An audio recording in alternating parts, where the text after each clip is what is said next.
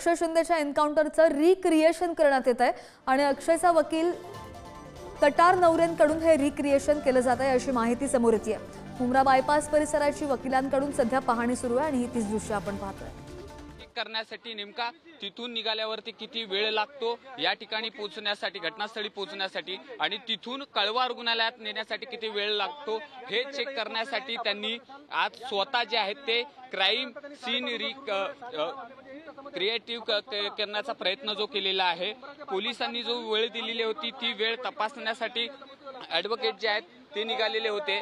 पोलिसांच्या म्हणण्यानुसार गाडी जी आहे ती मुंब्रा बायपासवरती संध्याकाळी 6 ते 6:15च्या दरम्यान निघालेली होती। मात्र जे वकील आहेत अमित कटार नवरे यांना या घटनास्थळी पोहोचण्यासाठी 6:30 जे आहेत ते वाजलेले आहेत। 6:30 वाजता ॲडव्होकेट यांची गाडी जी आहे ती घटनास्थळी पोहोचलेली आहे। हेच ते घटनास्थळ आहे ज्या ठिकाणी आता अमित कटार नवरे पोहोचलेले होते।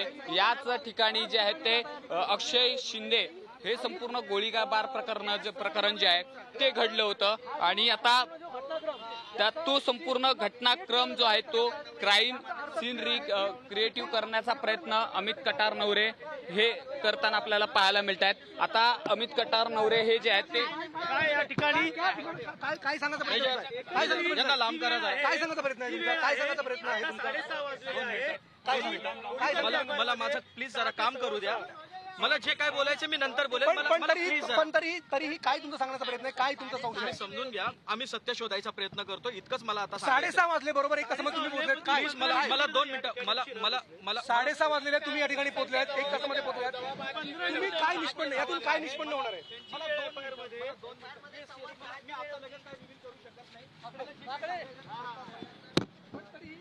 आपण जे ॲडव्होकेट आहेत त्यांच्याकडनं नेमकं जाणून घेण्याचा प्रयत्न करतोय। त्यांचा जो काही तपास आहे तो सगळा सीन क्रिएट करण्याचा प्रयत्न जे आहे ते ॲडव्होकेट करताना आपल्याला पाहायला मिळत आहेत।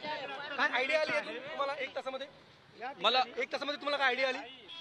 एक तासामध्ये तुम्हाला आयडिया आली? एक मिनिट, मला थोडे पिक्स घेऊ द्या। एक तासामध्ये तुम्हाला काय आयडिया आली अजून? काय तुम्हाला काय नक्की दाखवायचं? काय तुम्हाला आयडिया आली अजून?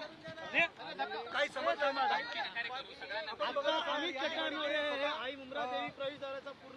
ॲडव्होकेट आहेत या संपूर्ण प्रकरणाचे। अक्षय शिंदे याच्या आई वडिलांनी याचिका दाखल केली होती आणि जे याचिकाकर्ते आहेत अमित कटार नवरे जे ॲडव्होकेट आहेत ते आता ज्या ठिकाणी ही घटना घडलेली आहे त्या ठिकाणचे फोटो जे आहेत ते घेण्याचा प्रयत्न करतात।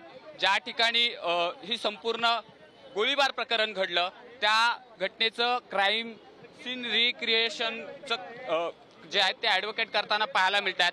ज्या वेळेत अक्षय शिंदेला घेऊन पोलीस ह्या मुंब्रा बायपासवरती पोहोचलेले होते त्या वेळेच्या काही मिनिटानंतर ॲडव्होकेट जे आहेत ते या ठिकाणी पोहोचलेले आहेत। त्यामुळे पोलिसांनी जो काही वेळ जी नमूद केलेली आहे जबाबामध्ये ती पोलिसांच्या म्हणण्यानुसार जुळते का याचा तपास जो आहे ते अमित कटार नवरे करताना आपल्याला पाहायला मिळत आहे।